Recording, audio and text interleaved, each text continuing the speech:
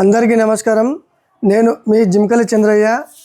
Polepally Congress party అభ్యర్థిగా సర్పంచ్గా nomination వేయడం జరిగింది. మా తెలంగాణ రాష్ట్ర ముఖ్యమంత్రి రేవంత్ రెడ్డి గారు కానీ, మరి మా అన్న తిరుపతి రెడ్డి అన్న గారు కానీ నన్ను పోలేపల్లి సర్పంచ్గా అభ్యర్థిగా సర్పంచ్గా బలపరిచారు.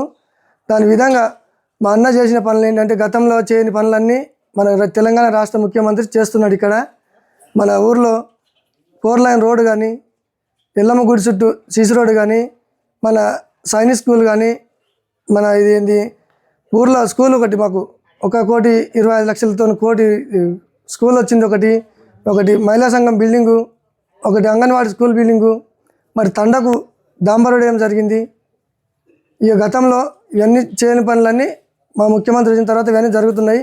ఇక ముందు కూడా మా ముఖ్యమంత్రులు మేము చనువుగా ఉన్నాం కాబట్టి ఏ పనులు అడిగినా తెచ్చుకొని మన ఊరిని అభివృద్ధి చేస్తామని మనస్ఫూర్తిగా కోరుకుంటున్నాను.